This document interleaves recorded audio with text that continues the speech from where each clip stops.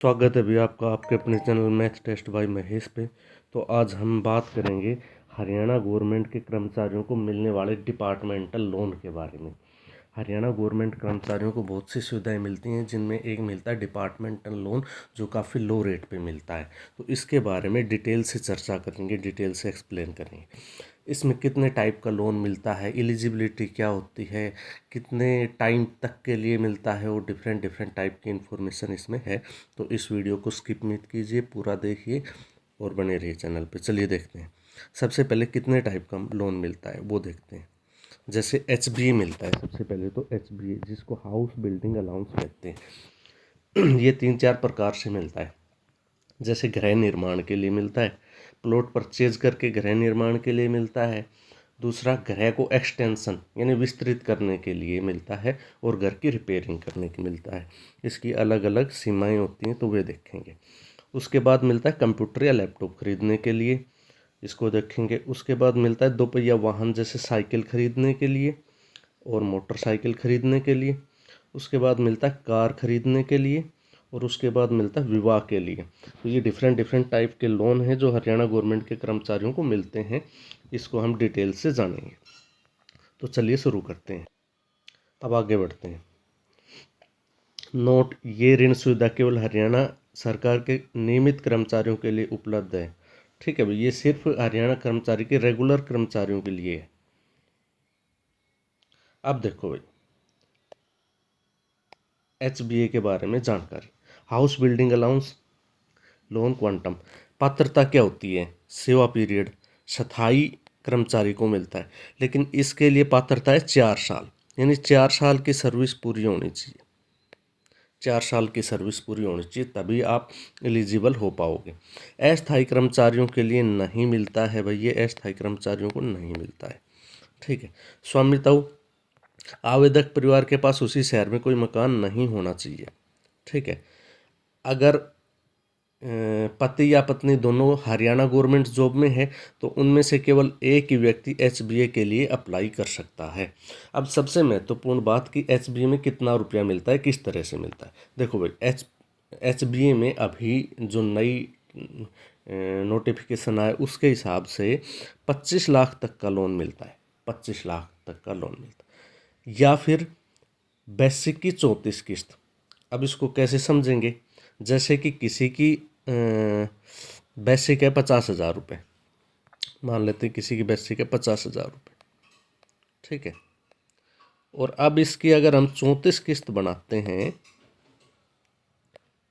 34 किस्त बनाते हैं इसकी, 34 किस्त बनाते हैं, तो ये 17 लाख हो गया भाई। 17 लाख। ठीक है। तो 17 लाख हो गया ये, मतलब 25 लाख से कम है, तो 34 किस्त मिल जाएंगी।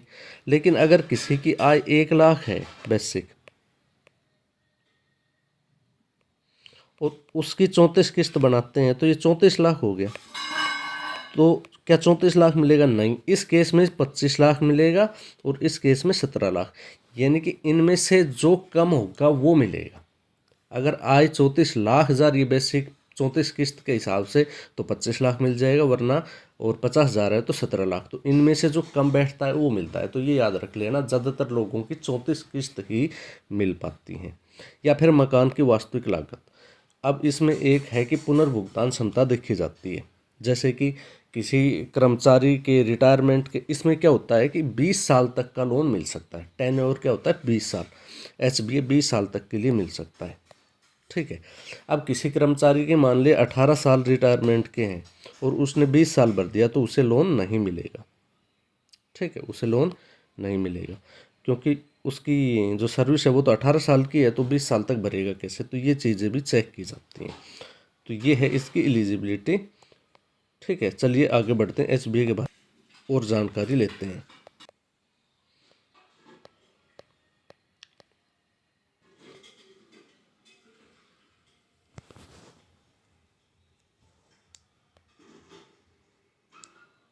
देखिए भाई, अब HBA वो तो था खाली भवन निर्माण के लिए, लेकिन अगर हमें प्लॉट परचेज करके भवन निर्माण करना है तो मिलेगा तो 25 लाख ही मिलेगा, तो 25 लाख ही। लेकिन उसे दो भागों में विभाजित कर दिया जाता है, एक तो 60%, दूसरा 40%, दूसरा 40%। ठीक है, 40%। अब 60% ये कैसे मिलता है? इसमें अधिकतम 15 लाख तक की राशि मिलती है भाई 60% के हिसाब से, और अधिकतम 20 महीने का वेतन मिलता है, यानी बेसिक का 20 किस्त मिलती है। जैसे किसी की बेसिक 50,000 है तो 20 किस्त कितनी हो गई? 10 लाख, तो उस केस में उसे 10 लाख ही मिलेंगे। ठीक है, अगर किसी की बेसिक 1 लाख है तो उसकी 20 किस्त होगी 20 लाख, तो 20 लाख नहीं मिलेंगे, उस केस में 15 लाख मिलेंगे, जो भी इनमें से कम होता है। ये प्लॉट परचेजिंग के लिए होता है। अब मान लीजिए किसी ने 15 लाख ले लिए और 20 किस्त के लिए ले ली, उसके बाद बच गए 10 लाख, तो टोटल 25 लाख के लिए, तो एक्सटेंशन के लिए उसका 40% मिलता है, यानी अधिकतम 10 लाख तक मिल सकता है भैया। ठीक है, अधिकतम 10 लाख तक मिल सकता है। ठीक है, अब उसके बाद आता है विस्तार, एक्सटेंशन के लिए। एक्सटेंशन के लिए, एक्सटेंशन मतलब विस्तार, यानी घर को बढ़ाने के लिए अधिकतम 10 महीने का बेसिक 5 लाख तक मिल सकता है ये एक्सटेंशन के लिए, और अधिकतम 10 महीने का वेतन बेसिक मिल सकता है। जैसे किसी की वेतन 50,000 है बेसिक, तो 10 महीने का वेतन क्या हो गया? 5 लाख, तो 5 लाख मिल जाएगा उसे। ठीक है, या उससे कम है तो कम मिलेगा, ज़्यादा है तो फिर भी 5 लाख ही मिलना है हमें। कंडीशन क्या है इसमें? अगर आपने HBA लिया था, आपने HBA लिया था, हाउस बिल्डिंग एडवांस या अलाउंस जो भी है, तो उसके 5 साल के बाद ही आप एक्सटेंशन के लिए अप्लाई कर सकते हैं। ठीक है, 5 साल के बाद ही। अब आता है मरम्मत। ठीक है, इसके लिए भी अधिकतम 5 लाख रुपए मिल सकते हैं और 10 महीने का बेसिक वेतन मिलेगा, इनमें से जो भी कम होगा वो मिलेगा। इसके लिए भी कंडीशन यही है कि अगर आपने HBA लिया था उसके बाद आप रिपेयर कर रहे हो तो आपको 5 साल के बाद ही रिपेयर के लिए पैसा मिलेगा। तो ये है कंडीशन HBA की, जिसमें मरम्मत आ गई, एक्सटेंस आ गई और प्लॉट परचेजिंग के लिए आ गया। ठीक है, अब देखते हैं आगे, चलिए भी आगे देखते हैं। अब देखते हैं हाउस बिल्डिंग एडवांस में ब्याज दर कितनी लगती है और एलिजिबिलिटी क्या है। देखो भाई, ब्याज दर क्या लगती है? हाउस बिल्डिंग एडवांस में ब्याज दर वही लगती है जो GPF के ऊपर ब्याज मिलता है। GPF क्या होता है? जनरल प्रोविडेंट फंड होता है, जो पहले के लगे हुए हैं, 2004 से पहले के लगे हुए हैं, जिनको ओल्ड पेंशन स्कीम का फ़ायदा मिलेगा, उन लोगों का पैसा GPF में जाता है। तो GPF में सरकार कुछ विशेष ब्याज दर देती है। ठीक है, तो अभी चल रहा है 7.10%, 7.10%। ठीक है, 7.10%। तो ये है जो GPF में इंटरेस्ट रेट होता है, वो ही HBA में लगता है। तो अभी HBA की जो दर है वो 7.10% है। अभी कुछ दिन पहले लेटर आया था जिसमें GPF ये जो अपना लोन है इसकी ब्याज दरों के बारे में बताया गया था, डिपार्टमेंटल लोन की। अब ये हर 3 महीने में रिवाइज होता रहता है, चेक होता रहता है, और उस हिसाब से इसकी इंटरेस्ट रेट बदलती रहती है। तो ये मान लीजिए 7.10% पर एनम मिलता है। ठीक है, अब इसमें दो कंडीशन देती है, यदि ऋण का उपयोग निर्धारित समय में नहीं किया गया तो 10% अतिरिक्त लग जाएगा, या मकान सरकार के पक्ष में गिरवी नहीं रखा तो 10% अतिरिक्त लग जाएगा, और 17% के हिसाब से फिर इंटरेस्ट लगेगा। ठीक है, कटौती कैसे की जाती है? देखो भाई, इसमें क्या होता है कि जो लोन होता है ना उसको दो भागों में डिवाइड कर दिया जाता है। एक तो जो हमने कुल पैसा लिया था, टोटल जो पैसा लिया था उसमें, और एक उसके इंटरेस्ट रेट में, इंटरेस्ट बोले तो ब्याज में, इंटरेस्ट। ठीक है, टोटल जो पैसा लिया था वो, और एक उसके इंटरेस्ट में। ठीक, तो इसको दो तरह से विभाजित कर दिया। जैसे किसी ने 150 महीने के लिए ले लिया, 150 महीने के लिए, 150 मंथ की इंस्टॉलमेंट के लिए ले लिया, तो इसमें क्या होता है, दो हिस्से तो टोटल के होते हैं, जो लिया था उसका भुगतान करवाते हैं, और एक हिस्से में ब्याज का भुगतान करवाते हैं। यानी कि 150 किस्तों के लिए लिया था 150 महीने, तो 100 महीने तक तो वो इसका भुगतान करेगा जितना पैसा लिया था उसका इंस्टॉलमेंट के रूप में, और बाकी 50 महीने जो बच गए उसमें ब्याज का भुगतान करेगा, यानी इस पे जो ब्याज कैलकुलेट हुआ है उसका भुगतान करेगा। तो ये होता है। जब तक ये क्लियर नहीं हो जाता तब तक तो इंस्टॉलमेंट होती है हाई, और इसमें इंस्टॉलमेंट फिर कम हो जाती है। ठीक है, यानी कि आपने जितना भी पैसा लिया था उसका 2/3 तो आपको देना पड़ेगा, जो लमसम आपने लिया था वो, और 1/3 आपको देना पड़ेगा उसका इंटरेस्ट रेट। तो ये है। ठीक है, और ये अधिकतम 20 सालों तक लिया जा सकता है। तो ये थी भाई एसबीए के बारे में जानकारी। अब आगे बढ़ते हैं और बाकी जो लोन बच के उनके बारे में जानकारी लेते हैं। चलिए देखते हैं। अब आता है मोटर कार अग्रिम। मोटर कार अग्रिम यानी कि कार एडवांस जो मिलता है वो। ठीक है, अब इसका पात्रता क्या है? केवल वरिष्ठ माध्यमिक स्तर के कर्मचारियों को मिलता है जिनका वेतन 45,000 से अधिक हो।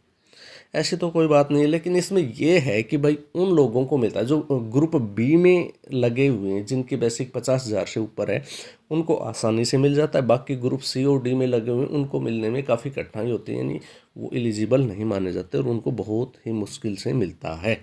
तो इसकी ऋण सीमा क्या है? इसकी ऋण सीमा है भाई 6,50,000 या फिर 15 महीने का मूल वेतन, यानी बेसिक की 15 किस्त। अगर किसी का बेसिक मान लो 50,000 है, 50,000 है तो 15 किस्त कितनी हो गई? 7.5 लाख। तो 7.5 लाख नहीं मिलेगा, उस केस में क्या मिलेगा? 6.50 लाख।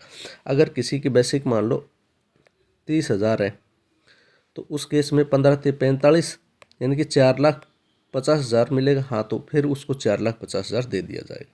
तो इस तरह वो बेसिक पे डिपेंड करता है। अगर ज़्यादा जा रही है तो जो ऊपरी सीमा है वो दे दिया जाएगा, कम जा रही है तो जितना पड़ता है वो दे दिया जाएगा। या फिर वास्तविक कार की 85% कीमत जो भी कम हो वो दिया जाएगा। अब ये 3 टाइम के लिए लिया जा सकता है, जैसे पहली बार कार ली, फिर दूसरी बार ले रहे हो, फिर तीसरी बार ले रहे हो, इस तरह। तो पहली बार में तो जो जीपीएफ की दर है वो ही लगेगी, यानी कि 7.10% अगर फिलहाल चल रही है तो वो ही चुकाना पड़ेगा।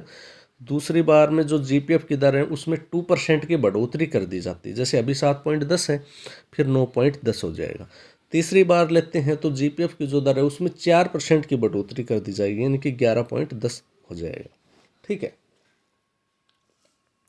विशेष शर्त क्या है? दूसरी और तीसरी बार कार लोन तभी मिलेगा जब पिछले लोन की नोट ड्यूज एनडीसी जारी कर दी जाएगी। ठीक है, तो ये था कार लोन। ये ज़्यादातर ग्रुप बी वालों को मिलता है, सी और डी को भी मिल जाता है लेकिन वो काफ़ी डिफिकल्ट होता है। तो चलिए आगे बढ़ते हैं और आगे देखते हैं।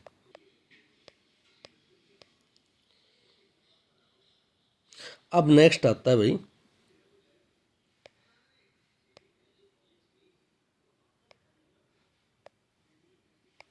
नेक्स्ट आता है दोपहिया वाहन।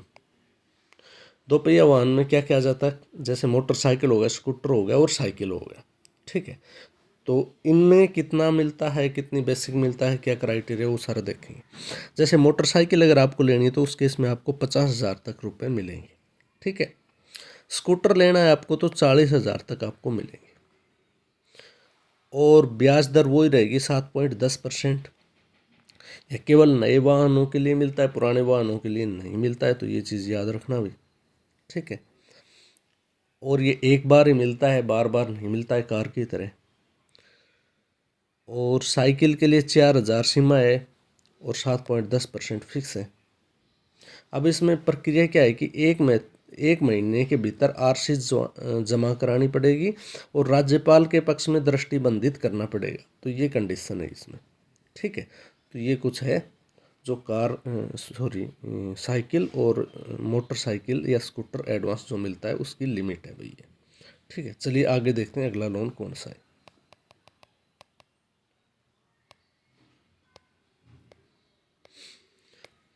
हाँ भाई, ये है विवाह अग्रिम।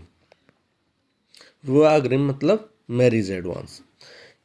देखो, मैरिज एडवांस के बारे में किसके लिए मिलता है? पुत्र पुत्री, आश्रित, बहन या स्वयं के लिए। या तो खुद का ब्याह हो, या अपनी बहन की शादी हो, या अपने बच्चों की शादी हो, उस केस में मिलता है। कितना मिलता है भाई? इसमें 3 लाख रुपए तक मिलता है, या फिर 10 महीने का मूल वेतन, जो भी कम हो वो मिलेगा। जैसे किसी की आय मान लेते हैं 20,000 है बेसिक, तो 20,000 का 10% कितना हुआ? 10 किस्त कितनी हुई 20,000 की? आपको सर 2 लाख हो गया, तो उसको 2 लाख मिल जाएगा। लेकिन अगर किसी की बेसिक 50,000 है तो 50,000 की 10 किस्त कितनी हुई? 5 लाख।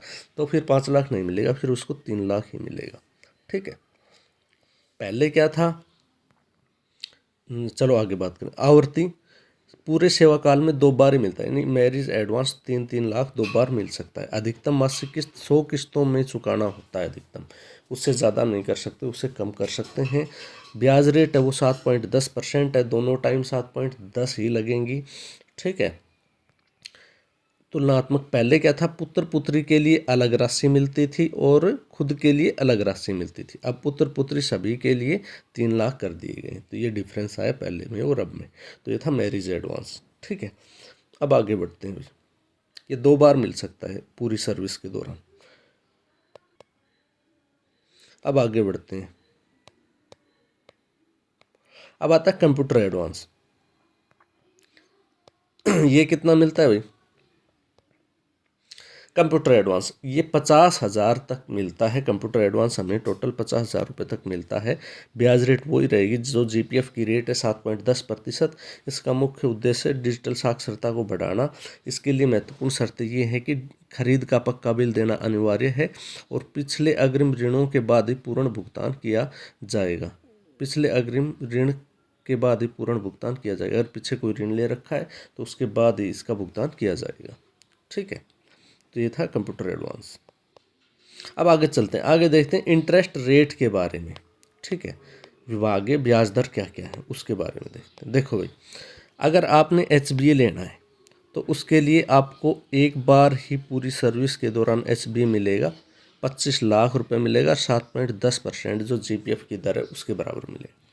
अगर आपको कार एडवांस लेना है तो पहली बार में 7.10% लगेगा, दूसरी पॉइंट में 9.10% लगेगा, तीसरी पॉइंट में 11.10% लगेगा और मैक्सिमम 6.5 लाख रुपए तक लिया जा सकता है।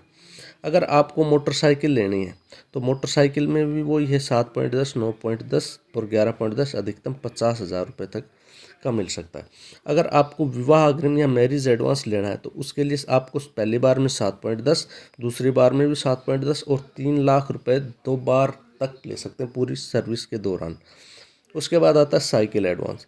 साइकिल एडवांस 7.10% के हिसाब से मिलेगा। 7.10% और 7.10% ये 3 बार में ले सकते हैं और 4,000 रुपये तक सेंक्शन होते हैं।